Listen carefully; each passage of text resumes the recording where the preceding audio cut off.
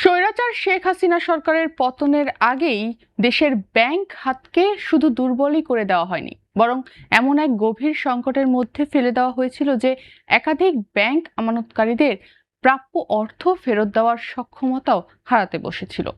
খেলাপি ঋণ, অনিয়ম ও তারল্য সংকটে ধুঁকতে থাকা এমন 5টি ব্যাংককে অন্তর্বর্তীকালীন সরকার একীভূত করে সম্মিলিত ইসলামী ব্যাংক গঠন করে।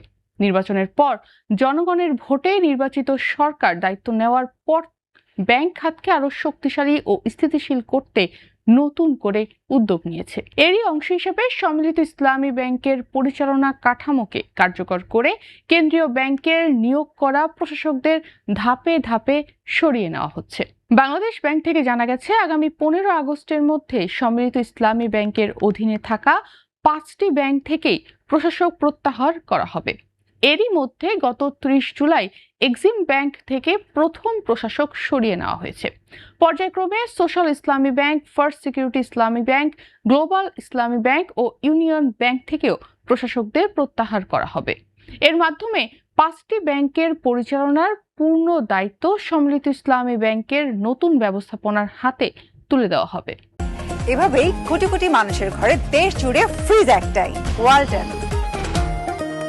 কেন্দ্রীয় ব্যাংকের কর্মকর্তারা গণমাধ্যমকে জানিয়েছেন, 5 ব্যাংক একীভূত করার সময় ঋণ, আমানত ও তথ্য প্রযুক্তি ব্যবস্থা সহ বিভিন্ন কার্যক্রম সমন্বয়ের জন্য অস্থায়ীভাবে প্রশাসক নিয়োগ করা হয়েছিল।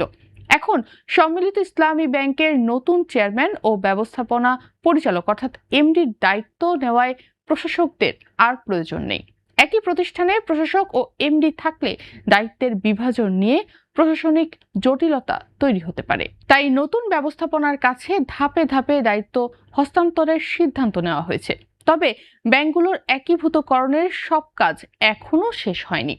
5টি ব্যাংকের মূল ব্যাংকিং সফটওয়্যার, তথ্য প্রযুক্তি ব্যবস্থা এবং আন্তর্জাতিক লেনদেনের হিসাব ব্যবস্থার সমন্বয়ের কাজ চলছে।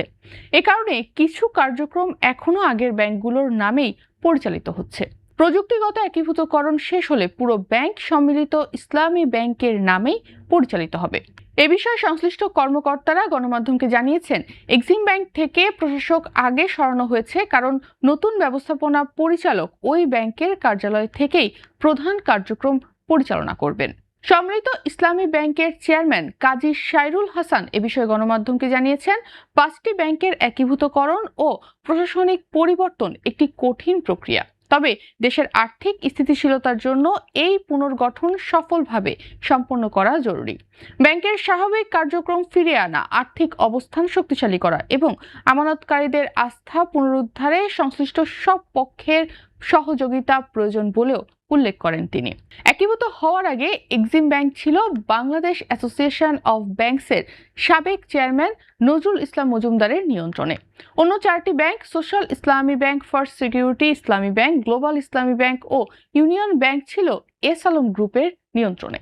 পরবর্তীতে এসব ব্যাংকের আর্থিক সংকট তীব্র হলে আমানতকারীদের অর্থ ফেরত দেওয়ার সক্ষমতা নিয়েও বড় ধরনের সংকট তৈরি হয়। ব্যাংক খাতকে স্থিতিশীল করার উদ্যোগের অংশ হিসেবে 5টি ব্যাংককে একীভূত করে সম্মিলিত ইসলামী ব্যাংক গঠন করা হয়। নতুন ব্যাংকটি 35,000 কোটি টাকা পরিশোধিত মূলধন নিয়ে যাত্রা শুরু করেছে। এর মধ্যে সরকার দিয়েছে 20,000 কোটি টাকা আর বাকি 15,000 কোটি টাকা আমানতকারীদের জমার অর্থের বিপরীতে শেয়ারে রূপান্তর করার কথা রয়েছে।